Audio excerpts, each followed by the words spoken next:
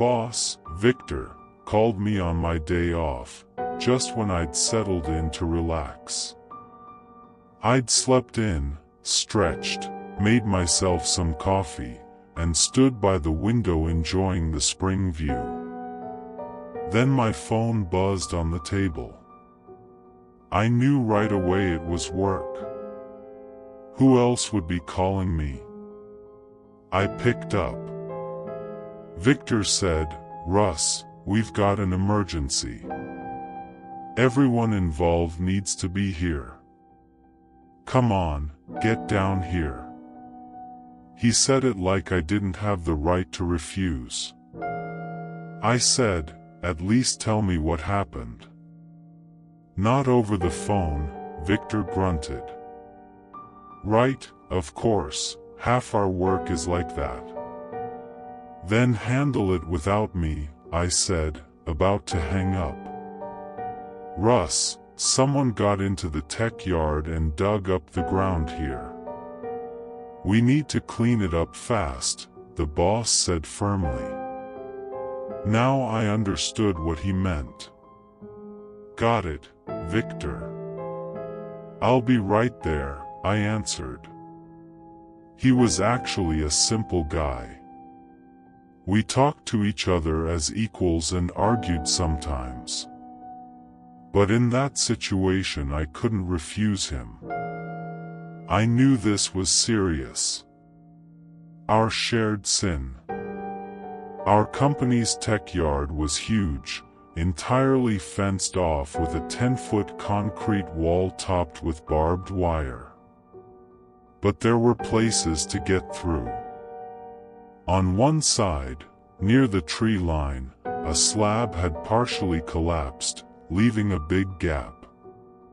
In a few spots the ground had sunk under the fence, so you could crawl through if you didn't mind dirtying your pants.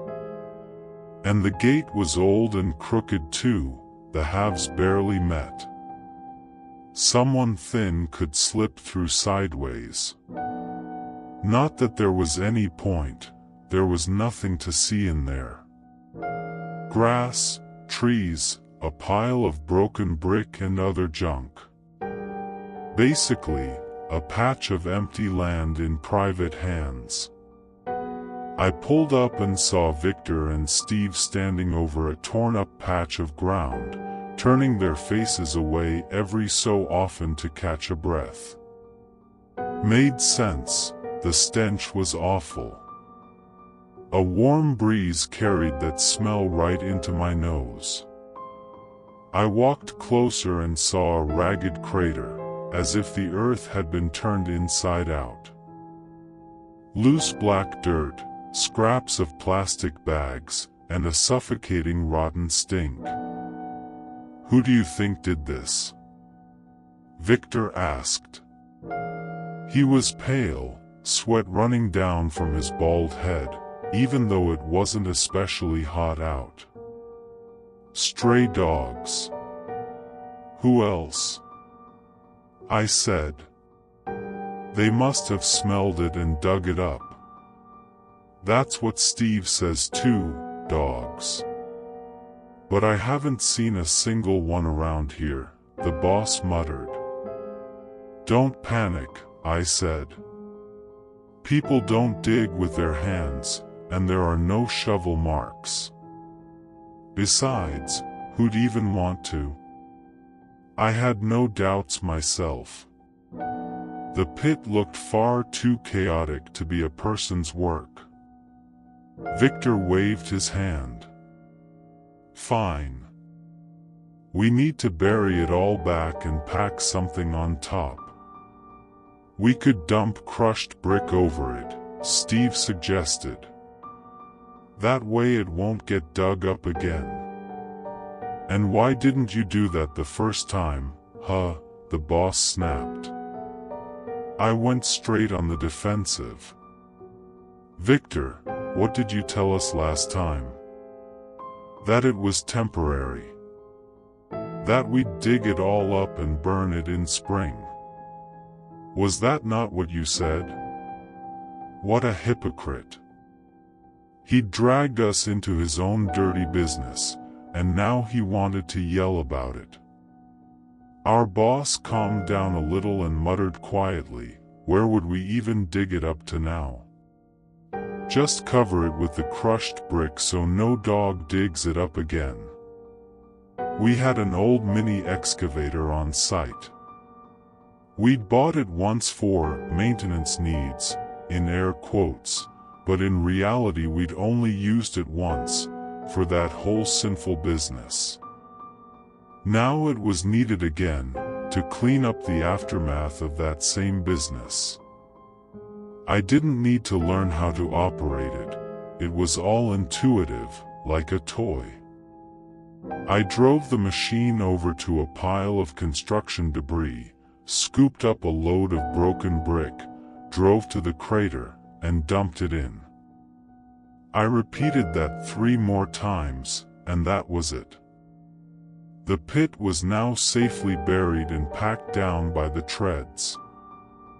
Our stingy boss stuffed a couple thousand in my pocket for the work and said, "Russ, now we need to keep an eye on the yard, see what kind of dogs are wandering around. You and Steve take turns on watch." I actually laughed. "Victor, we're not your security guards. Hire someone. We've already got more work than we can handle." "What guard?" the boss flared up, practically spitting. "Is it really so hard to keep an eye on the place for a week? Just scout out what's going on out there while we're not around." "For extra pay," I said calmly. "You'll get extra pay," Victor agreed, then glanced at Steve's stone face and added, "Both of you will." On Monday, after my shift, I went out to the tech yard as we'd agreed. I figured I'd walk around for an extra hour or so for appearance's sake and then head home. The lot, like I said, was huge. You couldn't take it all in with one glance. Here, tall dry grass. There, stacks of concrete slabs. Some patches had been overtaken by young fir and birch saplings. Further on stood towers of old tires. Behind them, empty garages left behind by former owners. In other words, plenty of places hidden from view. I strolled around casually, checking every corner. Was there some stray dog holed up somewhere? The sun had already dropped below the horizon and it was getting dark fast. The sky turned a murky gray. I was walking past the young firs when a horrible smell of decay hit my nose. The branches were swaying, as if someone was pushing through the underbrush. I approached the thicket cautiously. What if it was a dog? Gnawed on some bones, gotten covered in filth? What if it lunged at me? Barely breathing, I pushed the branches apart and froze in place. It was like something out of a fever dream. Among the firs, something was swaying, 3-legged, many-armed, and headless. It looked as if it had been assembled from pieces of different bodies. A torso with a ragged stump where the neck should be, sticky shreds hanging from it. A mass of arms of different lengths and different stages of decay jutted from the torso, moving chaotically, bumping into and grabbing at each other. The headless creature walked on 2 legs, while a third leg, sticking out of its back, was too short to reach the ground. It just twitched convulsively in the air, like a spare part. This rotting creation kept catching on the fir branches, getting tangled, falling to its knees, and getting back up to keep going. I turned without a sound and got out of there as fast as I could, afraid of tripping over something. My forehead wasn't hot at all, but it felt like this had to be delirium brought on by a guilty conscience. I haven't mentioned what our company actually did. We disposed of medical waste. Everyone knows that when a patient dies in a hospital, the body goes to a cemetery.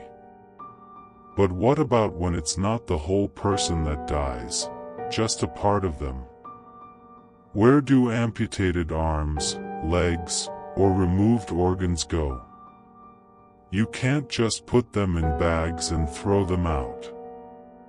That's epidemiologically hazardous waste, which by sanitation rules has to be incinerated, burned down to ash. Hospitals usually don't have their own incinerators, so they contract with private companies like ours. You've got nowhere to put your waste, we can dispose of it. Seems like a win for everyone. If we lived in a perfect world, following the rules would be simple. But we don't live in a perfect world. Everything's a mess. You do what you can. Government institutions never wanted to pay much. They awarded contracts to whoever bid lowest, and companies tried to cut corners wherever they could. We were no exception. We survived however we could in that competitive grind. On top of that, our furnace was old and guzzled fuel like crazy, and fuel, as you know, isn't cheap. That winter, the company fell apart. Contracts were coming in, waste kept arriving, but there was no money. The boss could barely make payroll, and there was no money for fuel. Medical waste sat rotting in refrigerators while, on paper, it had already been destroyed. That's when the boss came up with the idea of temporarily hiding the waste on our property, waiting a couple of months for things to turn around, then digging it up, burning it, and closing the gap in the records. It was a blatant violation of the law. We could easily have ended up facing criminal charges for it. But at the time, it seemed like there was no other way. Only the three of us knew, me, Steve, and Victor. Which was basically the whole company, if you don't count the cleaning lady. If everyone had enough resources, everything could be done strictly by the book, following procedure. What could be simpler? But what's written on paper is one thing, and reality is full of shortages. It's every worker's job to solve problems based on the actual circumstances we're dealt. We weren't fighting the system. We were plugging its holes with ourselves. All because of poverty. That was the first time I ever got behind the wheel of the mini excavator, and I dug a long trench in the tech yard. We threw in black bags containing amputated arms, legs, internal organs, and an empty torso left over after an autopsy that wasn't cleared for burial. That was our shared sin. That's why I never told anyone what I'd seen in the fir thicket. Pieces of different bodies couldn't possibly come together into one, climb out of the ground, and go wandering around the property. Back then it seemed like utter nonsense, the kind of thing only a sick person could imagine. I think I even took my temperature. Everything came back normal. No fever, no chills. Guess I just had a hallucination from nerves. Happens to anyone. The next evening, it was Steve's turn to watch the yard. Changing in the break room after my shift, I couldn't shake the feeling that I needed to warn him about something. Warn him about what, though? I didn't even know myself. "Did you see any dogs out there yesterday?" he asked. "No dogs." But you know what? I wanted to tell him, but the words wouldn't come out. Steve made a questioning noise, but then got distracted by an untied shoelace and didn't ask anything else. I never did manage to tell him anything coherent. Steve didn't show up for his next shift. We called him, no answer. That had never happened before. He was a responsible guy. Victor had to help me out instead. There was plenty of work at the furnace. They'd brought us infectious waste in yellow-marked containers, bloody dressing materials, pus, and removed tumors. Worried about Steve. He went out on watch yesterday and just vanished, hasn't even called back. Let's go look around together, in case something happened to him out there. You go ahead.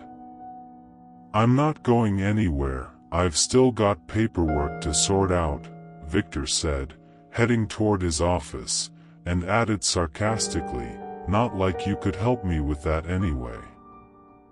I'm the only jack of all trades around here, nobody else. Fine, I sighed, and headed out to the tech yard. It was already getting dark outside. Darkness was slowly creeping in from the direction of the tree line. There wasn't much time left to check everything. The yard had no lighting. I walked along the fence, and suddenly it occurred to me, why not just call Steve, on the off chance his phone was somewhere nearby. I dialed, but no one picked up. When the fir thicket came into view up ahead, my stomach turned. That hallucination from before came rushing back. I stopped by the trees. For a minute I just stood there, watching, listening, sniffing the air. Then I pushed the branches apart, nobody there. I immediately felt relieved. I exhaled and walked on toward the empty garages, automatically dialing Steve's number again, not expecting much. And then, somewhere nearby in the grass, something started ringing.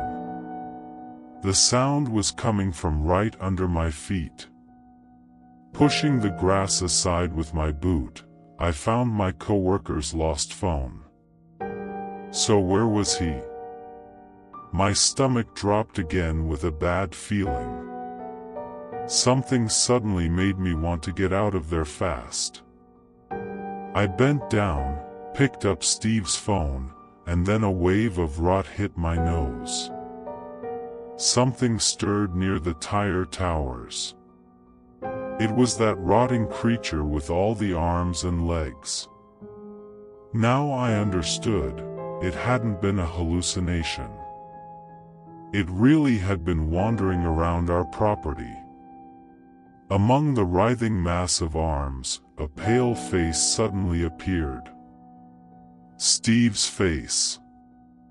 His eyes were bulging, his mouth half open, his lips twitching. The rotting organism had seized him and was holding him, and he was desperately trying to break free. "Steve!" I shouted, and immediately realized I was wrong. He hadn't been caught. He'd become part of it. His body had grown into the mass. His legs, in torn pants, were walking along with the rest. Two fresh arms waved through the air, folded into the general chaos. His head swayed side to side, his eyes bulged from their sockets, his teeth clacked. This entire dead cast of human flesh was advancing toward me. I spun around and ran back like a sprinter, burst into the building, and slammed the door shut behind me. Hearing that, Victor rushed out of his little office shouting, "What happened? Were dogs chasing you? Are there that many out there?" I shook my head. I couldn't answer clearly for a while. I couldn't catch my breath. "Victor, there's something out there. I don't even know what to call it. Some kind of necromutant," I finally said. "I don't even know where that word came from." "What mutant? Have you lost your mind?" the boss shouted, frightened. "Let's go, you'll see for yourself." I jerked my head toward the back door, motioning him over. Victor hesitated a second, but came anyway. I yanked the handle open. We both peered outside. The cast of dead flesh was already close. It moved on 4 legs, while a 5th twitched uselessly in the air. Its arms swung like branches in the wind, catching on each other. In the middle of the whole grotesque mass, Steve's head lolled around. "Oh my God," Victor whispered when he saw it. I pulled him back inside and slammed the door shut. We both stood there, staring at each other, breathing hard. "What did Steve turn into?" the boss asked once the picture had sunk in. "He didn't turn into anything. The dead mass absorbed him and made him part of itself," I answered, with a certainty as if I'd already figured the whole thing out. We both understood we couldn't just run from this horror. We'd cooked up this rotten mess ourselves. Now we had to clean it up ourselves too. "What do we do about it?" the boss asked helplessly. Then his eyes lit up and he raised a triumphant finger. "Wait, I know what to do. Russ, stay here, I'll be right back." He wiped a whole puddle of sweat off his bald head and dashed for the main exit. "Victor, where are you going?" I shouted. "Stay here," I said. "Keep an eye on it. Make sure it doesn't go anywhere," came his voice from down the hallway. The door slammed. Half a minute later, an engine roared outside.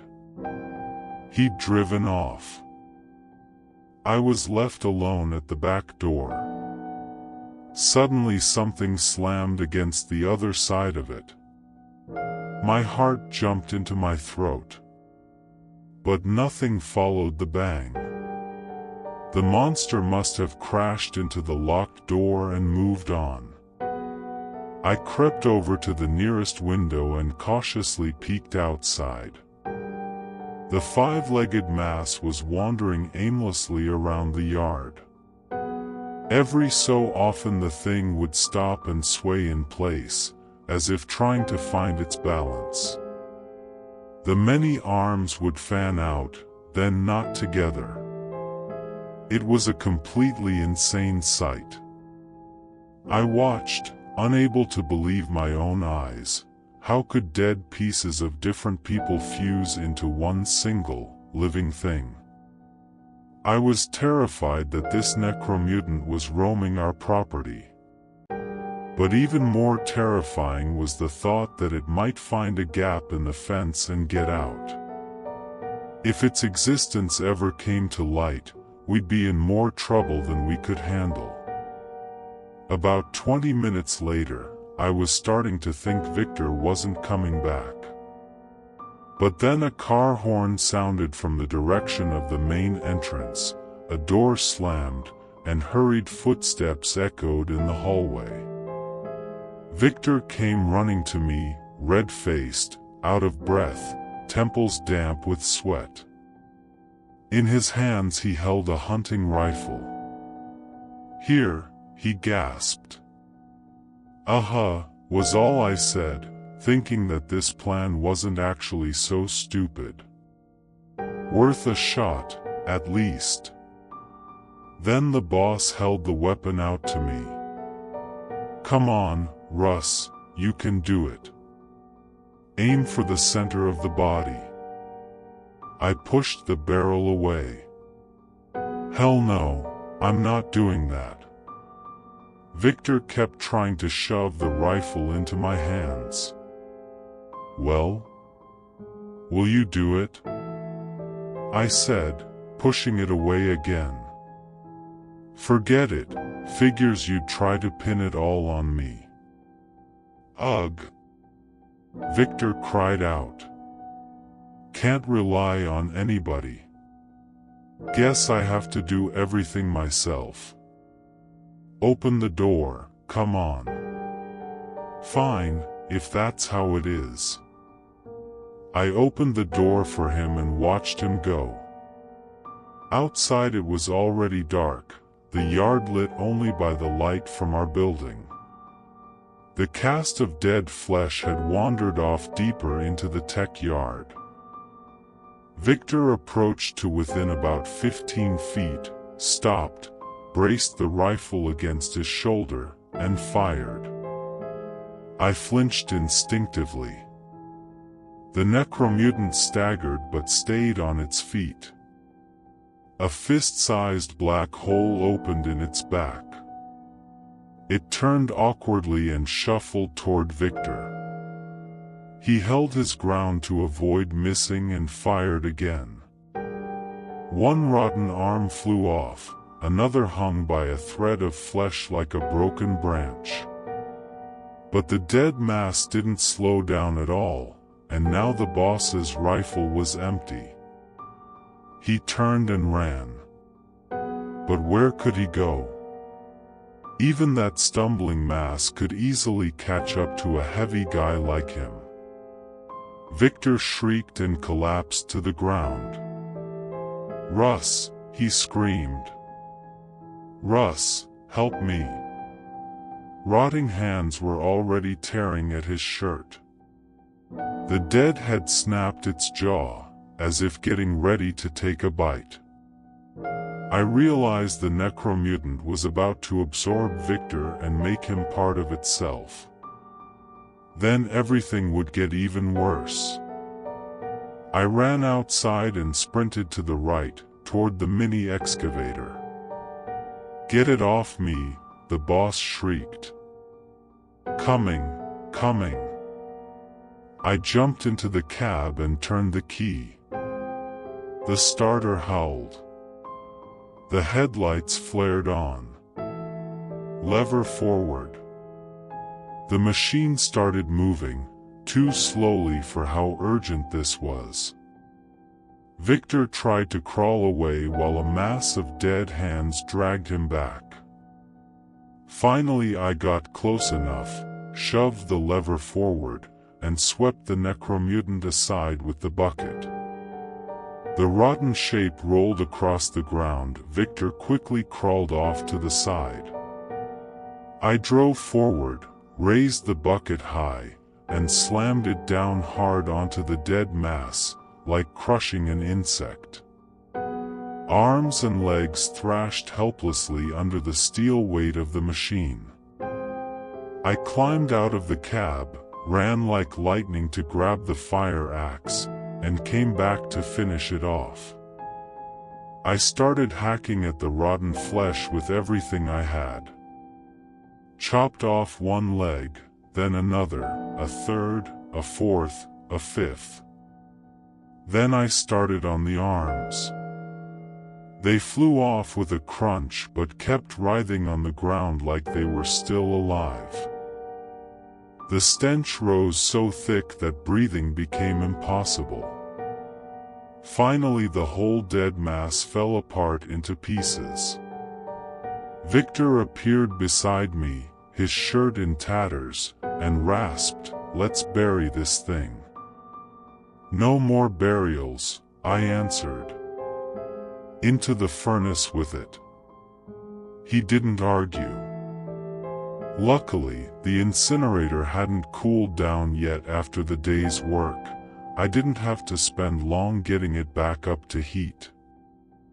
I grabbed the long metal hook we normally use to drag heavy bags, and went back and forth, hauling the hacked-up pieces to the furnace's glowing mouth, arms, legs, 2 fused torsos, and finally, the head. It hurt to burn a coworker's remains like garbage. I already knew I'd have to keep lying about his disappearance from now on. But what other choice was there? The head no longer showed any signs of life, but the torso still twitched, and the fingers on the severed limbs feebly moved as well. As I hooked another severed leg, I noticed thin yellowish threads sticking out of the dead flesh. It was something alive. They ran through the tissue, both rotten and fresh alike. Countless yellow threads writhed, as if searching for each other, stretching, trying to weave themselves back together. I'm no biologist, but it seemed obvious to me that this strange fiber was the very essence of the necromutant. This organism had bound all the dead parts into a single mass. Maybe some strange life had originated in one of those pieces and then built itself a body out of other remains. I wondered what its limits would have been if it had kept adding more bodies to itself. I imagined something unimaginably huge and horrifying, with dozens of heads and hundreds of arms and legs. I wish scientists could have studied that fiber, but circumstances forced me to destroy it. I dropped the last fragments into the incinerator's glowing mouth and shut the lid. All that was left was to wait for everything inside to turn to a pile of ash. My boss sat on an overturned plastic crate against the wall, his shirt hanging off him in rags. He looked like a man who'd been through more than he could bear. Victor stared into nothing and muttered, "It was a messenger from the devil. It came for us. It wanted to take us." To me, that sounded like complete nonsense. There was nothing supernatural about it. We were dealing with something of an unknown nature.